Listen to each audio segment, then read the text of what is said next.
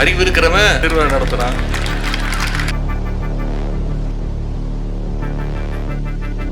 வெறுப்படைஞ்ச அத்தனை பேருக்கும் ஒரு சவால் விடுறோம். நீங்களும் நடத்துங்க, நடத்தி காட்டுங்க பார்ப்போம். பாசிஸ்டுகளையும் கொள்கையற்ற வெற்று அட்டைகளையும் கண்டு நாம அச்சப்பட தேவையில்லை. அவங்களுக்கெல்லாம் நம்ம பதில் சொல்ல தேவையில்லை. 2 நாட்களுக்கு முன்பு என்ன கூட பயமுறுத்த முயற்சி பண்ணாங்க ஈடியை வச்சு. அதுக்கெல்லாம் பயப்படுற ஆளா நானு?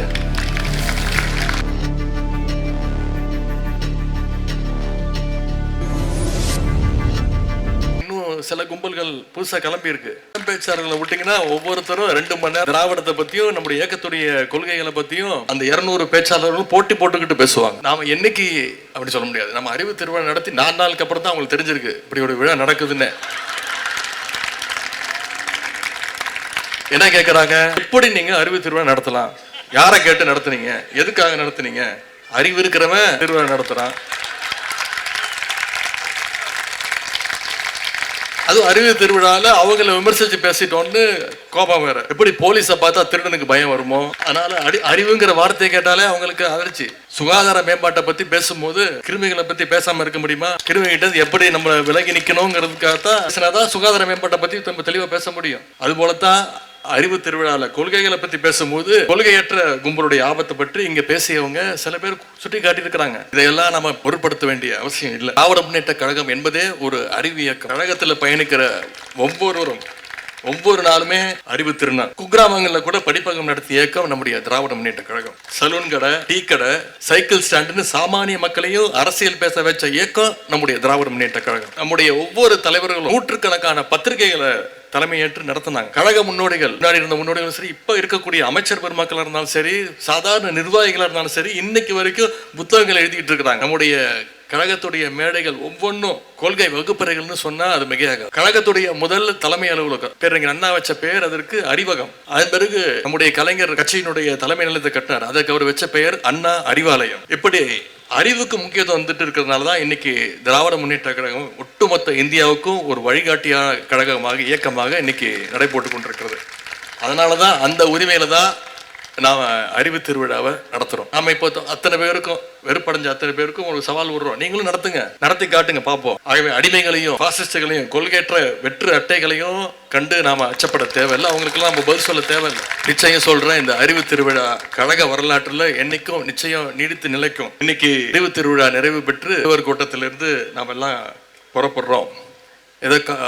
இளைஞரணி அமைப்பாளர்கள் சகோதரர்லாம் பார்க்கும்பொழுது காலேஜ் ஃபேர்வெல் டே முடிச்சுட்டு நண்பர்களை விட்டு கிளம்புற மாதிரி உங்களுடைய முகத்துல ஒரு சோகம் தெரியுது. சோகமா மகிழ்ச்சியான்னு போக தெரியும்.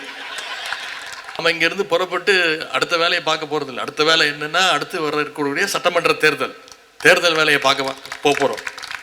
அறிவு திருவிழாவில் நம்ம பேசின விஷயங்களை, பரிமாறிக்கொண்ட கருத்துக்களை, கேட்ட கருத்துக்களை பட்டி தொட்டிக்கும் நம்ம போய் சேர்க்கணும். அதற்காகத்தான் இந்த அறிவு திருவிழா நடத்தப்பட்டது. திருமண கூட்டங்கள் சொன்ன மாதிரி யூடியூப் வீடியோஸ், ரீல்ஸ், சோசியல் மீடியான்னு நம்முடைய கருத்துக்களை நம்ம பகிர்ந்துக்கணும். ஆனால் இன்னைக்கு நாடு மிக மிக முக்கியமான ஒரு காலகட்டத்தில் நம்முடைய நாடு இருக்கின்றது. இவ்வளவு நாட்களா எதிர்கட்சிகளை மிரட்ட இடி, ஐடி போன்ற அமைப்புகளை வச்சு பயமுறுத்திட்டு இருந்தாங்க. 2 நாட்களுக்கு முன்பு என்ன கூட பயமுறுத்த முயற்சி பண்ணாங்க இடியை வச்சு. அதுக்கெல்லாம் பயப்படுற ஆளா நானு?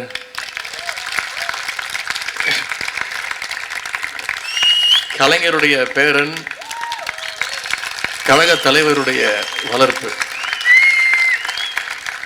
எதிர்கட்சிகளை முடக்க இன்னைக்கு எலெக்ஷன் கமிஷனே அந்த வேலையில் இறங்கி எஸ்ஐஆர்னு ஒன்று கொண்டு வந்திருக்கிறாங்க. ஸ்பெஷல் இன்டென்சிவ் ரிவிஷன் அப்படின்ற ஒரு திட்டம். தேர்தலையே திருட்டுத்தனமா நடத்துற அளவுக்கு இன்னைக்கு ஒன்றிய அரசு இறங்கி இருக்கு. நம்ம அத்தனை பேரும் ரொம்ப விழிப்புணர்வோடு இருக்க வேண்டிய காலகட்டம் இது.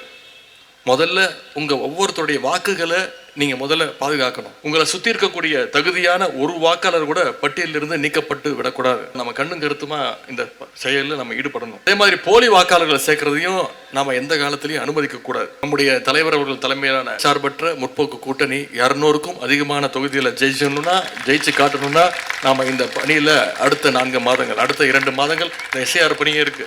அந்த பணியில நாம ரொம்ப கவனமா ஈடுபட வேண்டும். 1967 சட்டமன்ற தேர்தலில் கழகம் முதன்முறையா ஆட்சி பிடிக்கிறதுக்கு அப்போது இருந்த உடன்பிறப்புகள் எவ்வளவு சிறப்பா எப்படி வேலை பார்த்தாங்களோ அதை விட அதிகமா நம்ம வேலை பார்க்கணும். கடினமா நம்ம உழைக்கணும். அடுத்த 4 மாசத்துக்கு வேற எந்த பணியும் நம்முடைய கண்களுக்கு தெரியக்கூடாது. 2026 நாம் வெற்றி பெற்றா அது கழகத்துடைய வெற்றி மட்டும் கிடையாது, அது ஒட்டுமொத்த தமிழ்நாட்டு மக்களுடைய வெற்றி என்பதை மக்களுக்கு நாம புரிய வைக்கணும்.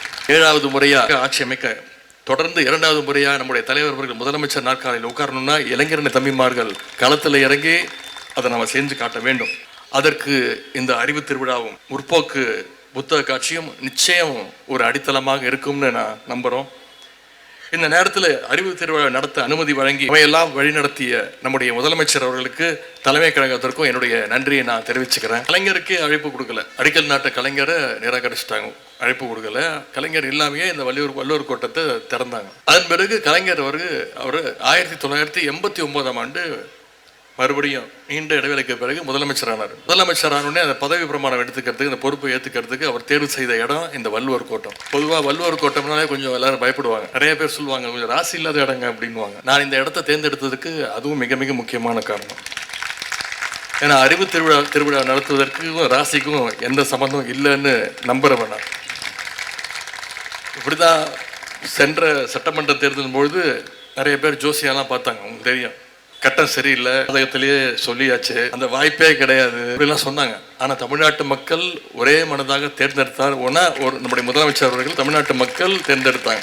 அதற்கு இருக்கணும் அப்படிங்கிறதுக்காக தான் இன்னைக்கு இந்த வள்ளுவர் கோட்டத்தில் இந்த நிகழ்ச்சியை நடத்துவதற்கு முதல்ல ஒத்துக்கிட்டோம்.